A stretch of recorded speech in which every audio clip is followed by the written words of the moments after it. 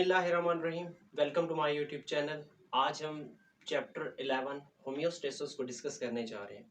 इससे पहले चैप्टर 10 के तमाम लेक्चर्स मेरे यूट्यूब चैनल पे अवेलेबल हैं, आप जाके विजिट कर सकते हैं और उससे रिलेटेड कोई भी क्वेश्चन है आप पूछ सकते हैं। एसएलओ बेस्ड क्वेश्चंस या कोई प्रॉब्लम कोई भी मसला मतलब हो तो आप मुझसे कांटेक्ट कर सकते हैं। आज जो हम टॉपिक डिस्कस करने जा रहे हैं वो क्या है? होम्योस्टेसिस। होम्योस्टेसिस अगर मैं बात करूं कि ये क्या है कि ये ग्रीक वर्ड निकला है सेम एंड स्टेडी से, मतलब ग्रीक वर्ड से निकला है। ठीक है कि ये ग्रीक वर्ड से निकला है, ग्रीक वर्ड से निकला है जिसका मतलब होता है सेम या स्टेडी। मतलब ये कि होम्योस्टेसिस में ये है कि हमारी जो बॉडी का इंटरनल एनवायरनमेंट है उसको सेम रखना है, मेंटेन रखना है। ठीक है, तो इसमें क्या होता है कि मेंटेनेंस ऑफ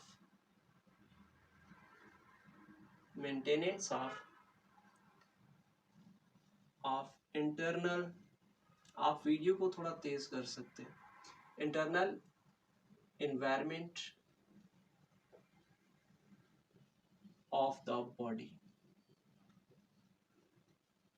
ठीक है, हमारे बॉडी का जो इंटरनल एनवायरनमेंट है उसको मेंटेन रखना है। क्यों मेंटेन रखना है? आपको पता है कभी सर्दी होती है, कभी गर्मी होती है, तो गर्मी में टेम्परेचर 45 से प्लस हो जाता है, लेकिन आपकी बॉडी का टेम्परेचर कितना होता है? 37। और सर्दी में -15 तक 16 तक ऐसे ही कुछ पहुंच जाता है। अब इससे क्या होता है कि हमारे बॉडी बाहर वाले एनवायरनमेंट को कैसे बर्दाश्त करे, और ये मेंटेन कौन कर रहा है? ये होम्योस्टेसिस मेंटेन कर रहा है कि हमारे बॉडी का टेम्परेचर 37 रहता है, चाहे जमीन आसमान एक हो जाए।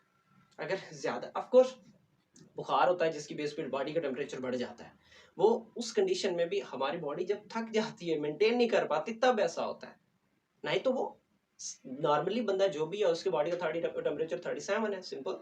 ठीक है, तो एक्सटर्नल एनवायरनमेंट से बचने के लिए, चाहे उसमें जो भी चेंजेस हैं, उन चेंजेस से बचने के लिए हमारे बॉडी का जो इंटरनल टेम्परेचर उसको मेंटेन करना क्या कहलाता है? होम्योस्टेसिस कहलाता है। ठीक है, और इसी तरीके से आप बात कर लो, ये एक्चुअली हमारे बॉडी के अंदर मौजूद होती है टिश्यू फ्लूइड। क्या मौजूद होती है? Tissue fluid.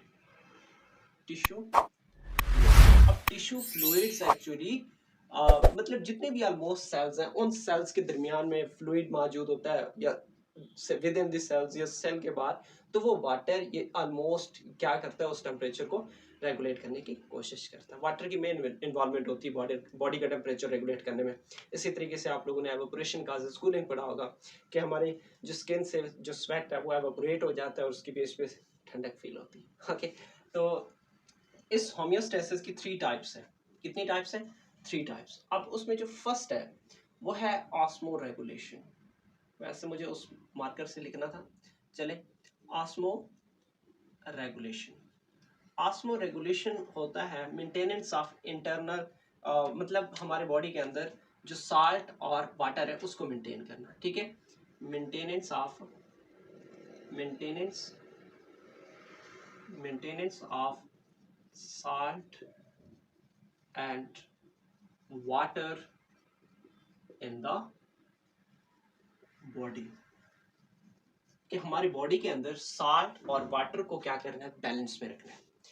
सेल में ज्यादा वाटर है तब भी नुकसान है, सेल में कम पानी है तब भी नुकसान है, सेल में ज्यादा साल्ट है तब भी नुकसान है, सेल में कम साल्ट है तब भी क्या नुकसान है? अच्छा, ये सारा का सारा जो वाटर होता है वो ऑलमोस्ट हमारे ब्लड में होता है, बाकी सारे टिश्यूज में होता है। ब्रेन में आपको पता है 85% वाटर होता है, 85 to 90% वाटर होता है। ठीक है, लेकिन यही जो साल्ट और वाटर की जो मेंटेनेंस होती है वो किसके जरिए होती है? ब्लड के जरिए होती है। अब यूरिन के जरिए ज्यादा से ज्यादा वेस्ट मटेरियल को रिमूव किया जाता है, साल्ट्स को रिमूव किया जाता है, और इसी तरीके से वाटर को रिमूव किया जाता है। इसी तरीके से आप बात कर लो कि जो वे दूसरे वेस्ट मटेरियल है उनको हमारे जो लार्ज इंटेस्टाइन वहां से रिमूव किया जाता है एक्सक्रीटरी सिस्टम के जरिए। क्यों? क्योंकि उनकी रिक्वायरमेंट होती है कि भाई इनको रिमूव करो, हमारी बॉडी को नहीं जरूरत ज्यादा मिकदार में। आपको पता है excess of everything is harmful. Okay, तो नेक्स्ट क्या चीज है? ऑस्मो रेगुलेशन के अलावा नेक्स्ट जो चीज हम डिस्कस करने जा रहे हैं वो क्या है? Thermoregulation. Thermoregulation, therm का मतलब तो पता है ना, थर्मो रेगुलेशन। थर्मो रेगुलेशन में ये है कि जो हमारे बॉडी का जो टेम्परेचर है उसको मेंटेन करना, ठीक है। किसको मेंटेन करना? Maintenance of body temperature, body temperature, कि हमारे बॉडी के अंदर जो टेम्परेचर है भाई वो मेंटेन रहना चाहिए। बाकी बाहर जो भी हो जाए लेकिन हमारे बॉडी का टेम्परेचर कितना रहना चाहिए?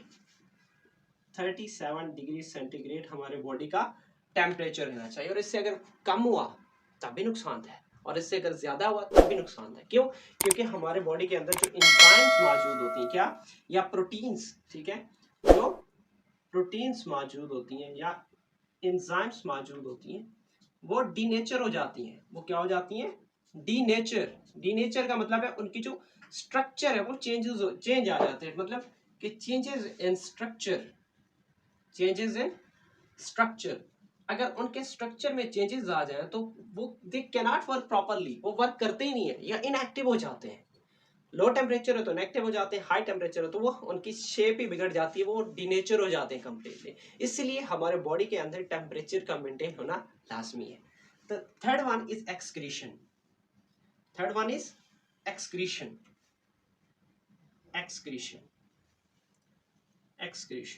देखो अगर मैं बात करूं, हमारे बॉडी के अंदर बहुत सारे वेस्ट मटेरियल बन रहे होते हैं। अब उन वेस्ट मटेरियल में वैसे हम उनको नाम देते हैं मेटाबॉलिक वेस्ट का। किसका नाम देते हैं? मेटाबॉलिक वेस्ट का। मेटाबॉलिक वेस्ट का नाम देते हैं। अब ये जो मेटाबॉलिक वेस्ट है ऑफ कोर्स उसमें वही यूरिया, यूरिक एसिड, क्रिएटिनिन, इसी तरीके उसके अलावा जो ना क्या होता है अमोनिया।